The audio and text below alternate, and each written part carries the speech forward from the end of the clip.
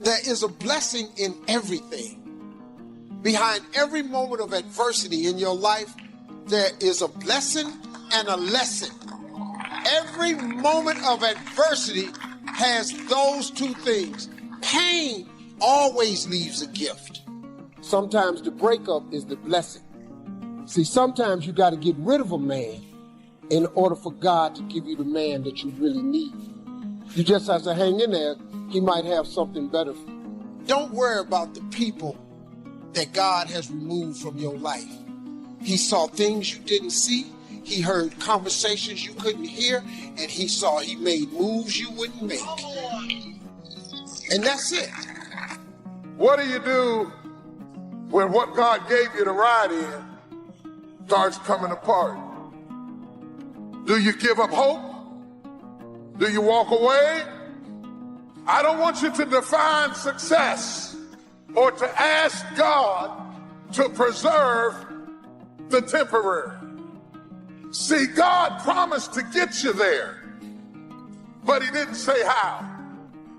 And if you're not careful, you will put all your energy and you'll put all of your work into preserving something that God only gave you for a season. God brings some people in your life to get you from point A to point B. The thing you was counting on to get you to the other side. The job you thought you'd retire with. The house you thought you'd have the rest of your life. And the storm got it. How many of you have lost some stuff in the storm? Lost some people in the storm. And it made you feel like a failure. It was a temporary blessing. If it was meant to stay, it couldn't leave. You're in love with what you had. And you think that if your life does not retain the shape that you started with, you don't think that it can get you where you're going. I have learned that every blessing doesn't come to stay. Every friend is not going to be a lifelong friend. And if they walk away, don't stand there and cry over what was, because if you'd have needed them for the future, they would have stayed. We all have things happen to us in life that we don't understand. Doors that have closed, or people that have turned on us. It's easy to live frustrated, fight against everything we don't like. We think that it's holding us back. Everything serves his plan. Not just the good things. The person that walked away is serving his plan. If that wouldn't have happened, you couldn't reach your destiny. What you couldn't see was God had something better. You may not like it. It doesn't seem fair, but it's serving his plan. When you understand that everything serves his plan, then you won't live frustrated. You won't get upset because you didn't get your way. The person that walked away wasn't a coincidence. It was God moving them away. We need to see difficulties in a new light. How do you know that closed door, that disappointment, is not setting you up for something that you've never seen? The scripture says our steps are being ordered by the Lord. If you weren't supposed to be there, you wouldn't be there. Don't be upset over that person that's trying to make you look bad. You need them to reach your destiny. It wasn't a coincidence. It's positioning you for something bigger. Sometimes it's going to feel like you're going backwards. You have to trust him when you don't understand. All things work together for good to those that love the Lord. Now the test, while it's not good, will you stay in faith? When it's unfair, will you believe that God is still on the throne? That what he started in your life, he's going to finish? God will use people being against you to move you into your purpose. You need people that try to throw you into the pit so you can take your throne. People can't override what God has ordained for you. I wonder if you're upset over something that's serving his plan. A person that walked away. Doesn't make sense. Stay in peace. It's all a part of the plan. God knows what you're going to need in the future. Many of the challenges that you're facing now, they don't have anything to do with now. It's positioning you for something in your future. Every painful memory, every mentor, every friend and foe served as a chisel, a leap pad that has shaped me. The imperfect but blessed sculpture that is Viola is still growing and being chiseled. Let that sink in for a moment. There is a blessing in everything. Behind every moment of adversity in your life, there is a blessing and a lesson. Every moment of adversity has those two things. Pain always leaves a gift. Always. It's not going to change for you. Say just you. Your world 42 ain't finna crumble because you got to change your career. You have to change your career. You just said it in the question. Maybe it was time for you to move on. Somebody sent me a plaque one day that said, don't worry about the people that God has removed from your life. He saw things you didn't see. He heard conversations you couldn't hear. And he made moves you wouldn't make. You must have faith. Paul said you must have the faith to call forth those things that be not as though they were. Judge not according to appearances. Don't judge your circumstances and the possibilities for your future based upon what you have now and because of what's going on now. No. That's not the real reality there. What you're going through, if you're going through some hard times, it has not come to stay. It has come to pass. It's all right. Don't ask yourself, why me? Instead, ask yourself, now what am I going to do about it? What are you going to do about it? Ask yourself that question. And then figure it out. Figure out what you're going to do. Say to yourself, I am going to detach. I am going to assess the situation. I am going to come up with a plan and I am going to execute. And then start moving. And you see, it's easy not to see the blessings in our pain at first, or let our stories unexamined, filtered through others, define us. But what's brave and transformative is to go back there and revisit those hardest moments in order to liberate ourselves from them and to grow, to loosen our hold on who we thought we were, so all of our experiences can start to lift us. You have to live your life in expectation of wonderful things happen. God is a merciful God. He didn't bring you this far to leave you. He didn't set you up to fail. You're tripping. You're tripping, man. He only wants to progress his children. That's all he wants to do. Even if you're wrong, he forgives us. Just keep moving, man. It ain't nothing. This thing right here, really, man, you got to look. So many good things have happened to me. Now, look, I also had some painful moments in this like you. But hey, I look for the bright side, man. I expect something good to happen. No matter how bad it is or how bad it gets, I'm going to make it. Say that to yourself every day. As I used to say to myself, when I would get up in the Penobscot building and I had to go into the bathroom and bathe in the bathroom sink, I had written on the mirror that I put up there, just paste up there, and I read, no matter how bad it is or how bad it gets, I'm going to make it. If you break, the fight isn't over. In fact, if you break, the fight is just beginning.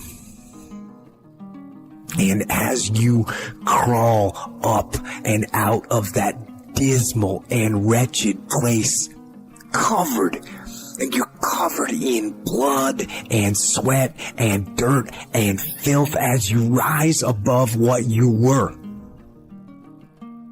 And as you take the form of who you are supposed to be, you will see that in the very act of standing up, in the very act of fighting on, you will become and you will remain unbroken. See, everything does not always happen, ladies and gentlemen, when we want it to happen. It doesn't happen quickly. So in that process, they have something in the Far East called the Chinese bamboo tree. The Chinese bamboo tree, every day it has to be watered and fertilized. It's a very hard nut, and it takes 5 years of watering and fertilization every day, according to American Geographics, before it breaks through the ground. At any time, if the watering process and the nurturing and the fertilization process is stopped, the Chinese bamboo tree will die in the ground. Now, once it breaks through in that 5th year, then in 6 weeks it grows 90 feet tall. Now the question is, does it grow 90 feet in 5 years or 6 weeks? The answer is obvious. It takes 5 years. That's how long it took to grow it, to build that foundation, to nurture it, to water it, to build the reputation, to build the credibility, to learn the market, to learn people, to learn yourself, to learn the system, to learn how to do it, to figure it out. That's why you must have patience and engage in consistent action. We live in a world, ladies and gentlemen, where people want instant gratification. They want it right now. They want to be a Dexter Yeager, but they're not willing to pay the price to do what it takes to get up there where Dick Harper is, where Bryant or Judy is. They think it was easy. No. It's simple, but it's not easy. It's a system that if you work the system, it works if you work it. But make no mistake about it, it's hard. And you are the determining factor. Here's something else. It's possible you can live your dream. It's necessary that you have goals, that you write them down, that you surround yourself with a support team, that you are creative. It's you that you must take personal responsibility to make it happen. George Bernard Shaw said, the people that make it in this world look around for the circumstances that they want, and if they can't find them, they create them. It's hard. No, easy is not an option. However, ladies and gentlemen, what you will discover is that it's possible. Just say that every day to yourself. It's possible. One of the reasons I believe that I've been able to be so successful is because during the years where we had, fierce competition from other shows and other people, I would always say to my producers, you can't run their race. You can only run yours. And you really can only run what you're doing. You can't even worry about your own fellow producers. You can only run your own race. That lesson that Glinda the Good Witch gives to the Wicked Witch of the West when she says, go away, you have no power here. That's a powerful lesson. Because I have seen over the years in so many interviews and even in my real life experiences, people losing their power because you're giving your power to other people. You lose your power when you try to take control of somebody else's energy because you have no power in any energy field other than that which is your own. And your real job in life is to figure out, how do you master your field? How do you do that? By consistently choosing love, by living in the space of gratitude, and knowing that that power that you feel from time to time comes from a source that is greater than yourself. Because nobody gets out of here alone. Nobody is making it alone.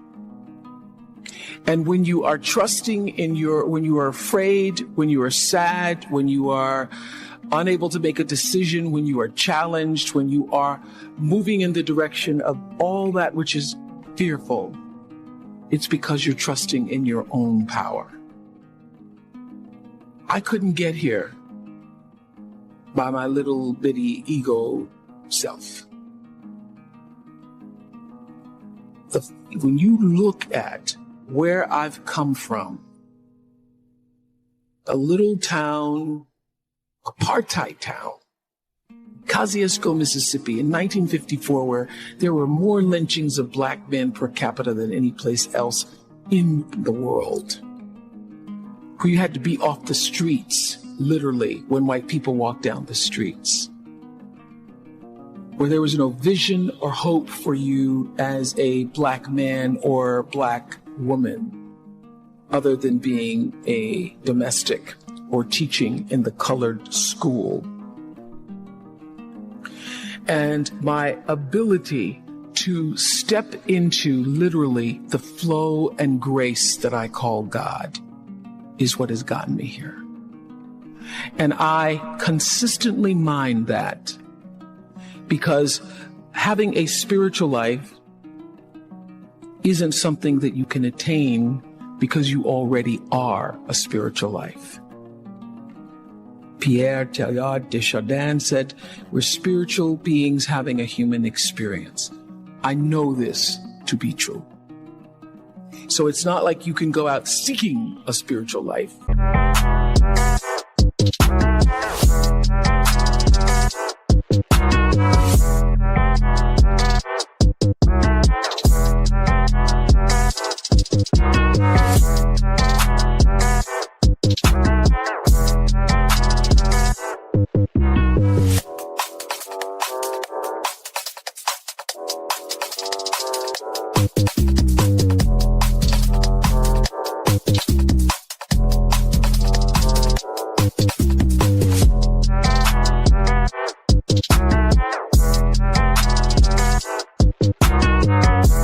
You already are one.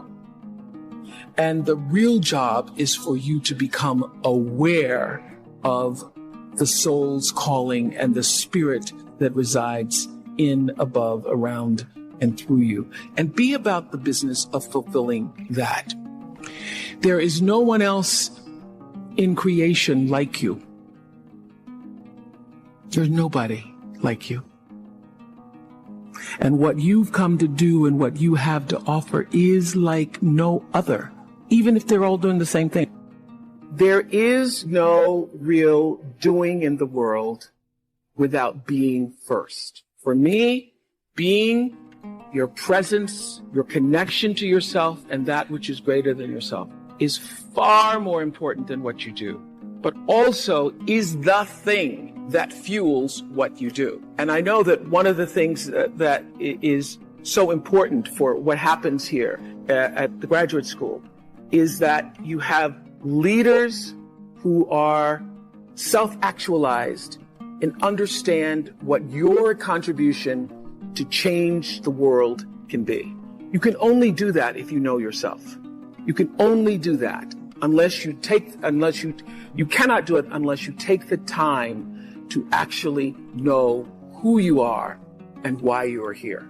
Now, I happen to know for sure that every human being comes called, and that the calling goes beyond the definition of what your job is. There's an innate, supreme moment of destiny for everybody. And that's why when I was in Baltimore, I could feel this isn't it. And then in Chicago, after 25 years of success on the show, I started to feel this isn't it. There's something more that's calling me to what is the supreme moment. And everybody has that.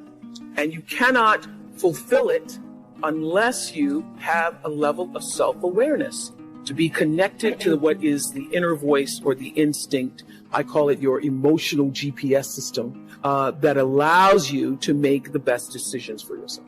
And every decision that has profited me has come from me listening to that inner voice first. And every time I've gotten into a situation where I was in trouble, it's because I didn't listen to it. I overrode that voice, that instinct with my own head, my own thinking. I tried to rationalize it. I tried to tell myself, but okay, you're going to make a lot of money. Oh no.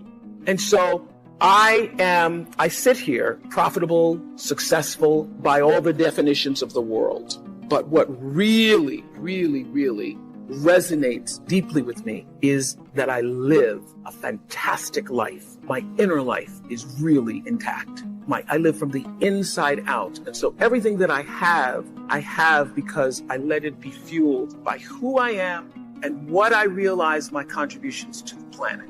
And what my real contribution is, it looks like I was a talk show host. It looks like, I'm in the movies. It looks like, I have a network. But my real contribution, the reason why I'm here, is to help connect people to themselves and the higher ideas of consciousness. I'm here to help raise consciousness. I live by the third law of motion in physics. For every action, there's an equal and opposite reaction. That is my religion. I know that what I'm thinking and therefore going to act on is going to come back to me in a circular motion, just like gravity, like what goes up comes down. And so what also propels the action is the intention. So I don't do anything without being fully clear about why I intend to do it, because the intention is going to determine the reaction, the result, or the consequence. In every circumstance, I don't care what it is. Everything is fueled that comes from me really wanting to be a better person on earth. And this is what I know to be true. One of the reasons why I live such a fantastic life is because I pay attention. I pay attention to my life. And your life is your greatest teacher. Every single thing that's happening to you, every day, your joys, your sadnesses, your challenges, your worries, everything is happening to bring you closer to in here. Everything is trying to take you home to yourself. And when you're at home with yourself, when you're solidly there,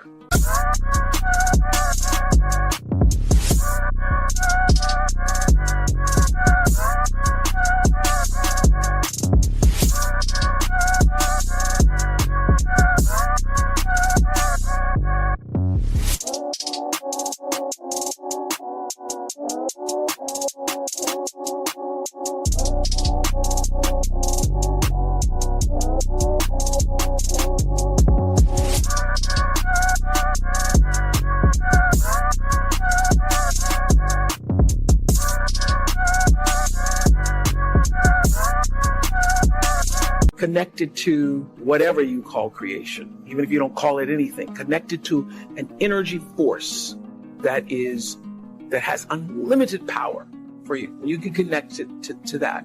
You are your best. One of my greatest lessons came from a guy who wrote a book called Seed of the Soul. I was doing him on the show, and I started talking this consciousness, spiritual talk, 2 months after I started the show. And my producers would all be like, oh God, there she goes again. But I knew that even though masses of people were not tuning in for that the whole purpose of that platform was to try to lift people up. And now I have a network and I can articulate what it is I'm trying to do. I'm trying to bring little pieces of light into people's lives. Because what is my job? My job is not to be an interviewer. My job is not to be a talk show host or just to own a network. I am here to raise the level of consciousness, to connect people to ideas and stories so that they can see themselves and live better lives. How do you change a person's life? I had, prior to starting my school in South Africa, I had this big idea that I was going to, that I was going to take 100 families out of the projects, green, and I was going to give them a new life, and I was going to buy them homes and stuff. And that did not work. It failed miserably. I had a big sister program that I started, failed miserably. So I realized that for me, first of all, I realized you don't change, as you all are recognizing through the SEED program. You first have to change the way a person thinks and sees themselves. So you've got to create a sense of aspiration, a sense of hopefulness, so a person can begin to even have a vision for a better life. And if you can't connect to that, then you lose. You lose and they lose. And it's just money after money after money. So for me, it's using my philanthropy to do what I have found to be enormously helpful. The light in my life was education. So for me, in the beginning, when I started to make money, especially when it's published, everybody and their brother, and then you've got to make a decision. Am I going to do what everybody else wants me to do? Or am I going to be led by who I really am? And I learned, as will happen to anybody who's successful in your family, people start treating you like the First National Bank. And you've got to decide. You've got to draw the boundaries yourself and decide how are you going to use your money, your talent, your time in such a way that it's going to serve you first, because if it doesn't allow you to be filled up, then you get depleted. So my decisions are now emotional and logical, meaning I choose education, but I do it in such a way that it's actually going to benefit the person that I'm serving. And it's not just, oh, I want to help people. When people show you who they are, believe them the first time. Live your life from a point of view of truth, and you will.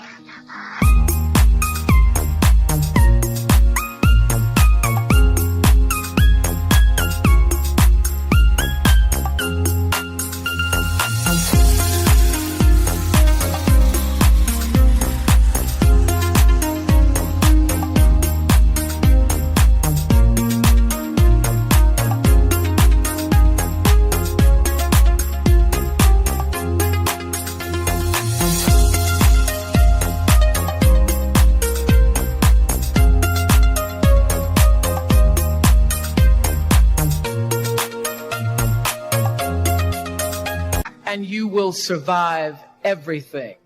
Everything. I believe even death. You will survive everything if you can live your life from a point of view of truth. That took me a while to get, pretending to be something I wasn't, wanting to be somebody I couldn't, but understanding deep inside myself when I was willing to listen that my own truth and only my own truth could set me free. Turn your wounds into wisdom. You will be wounded many times in your life. You'll make mistakes. Some people will call them failures.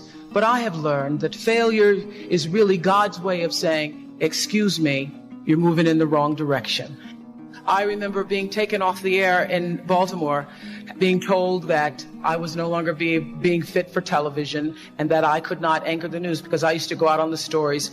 And my own truth was, even though I'm not a weeper, I would cry for the people in the stories, and which really wasn't very effective as a news reporter to be covering a fire. And it wasn't until I was demoted as a on-air anchorwoman and thrown into the talk show arena to get rid of me that I allowed my own truth to come through. And the first day I was on the air doing my first talk show back in 1978, it felt like breathing, which is what your true passion should feel like. It should be so natural to you.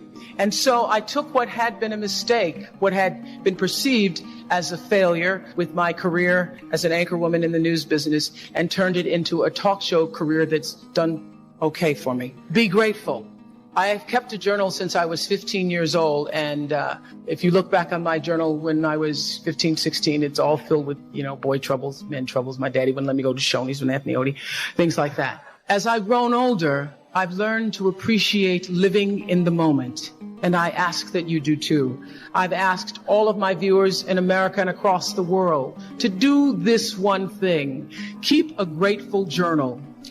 Every night, list 5 things that happened this day, in days to come, that you are grateful for. What it will begin to do is to change your perspective of your day and your life. I believe that if you can learn to focus on what you have, you will always see that the universe is abundant and you will have more. If you concentrate and focus in your life on what you don't have, you will never have enough. Be grateful. Keep a journal. Create the highest, grandest vision possible for your life, because you become what you believe. When I was a little girl, Mississippi, growing up on the farm, only buckwheat as a role model, watching my grandmother boil clothes in a big iron pot through the screen door because we didn't have a washing machine and made everything we had.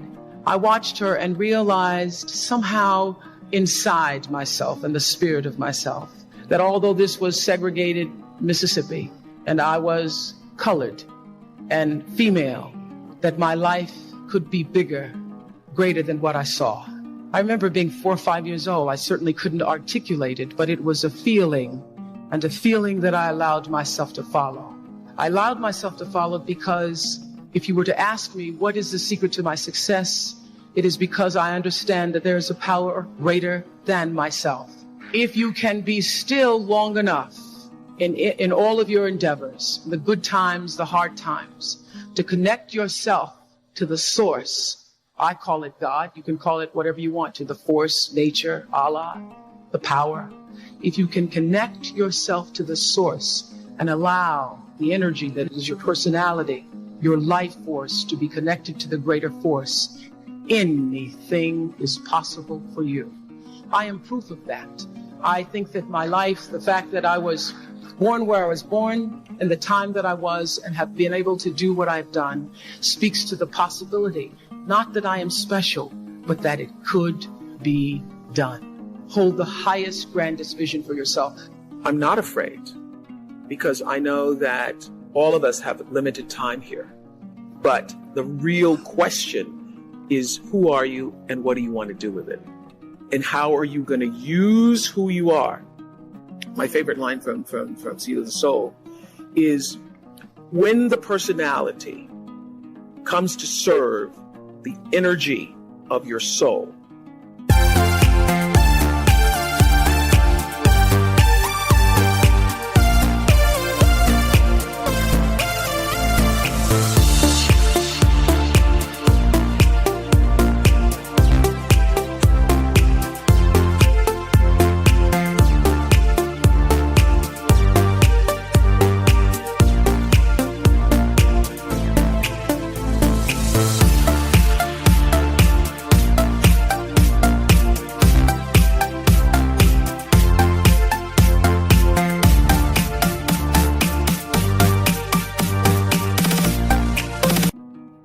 that is authentic empowerment.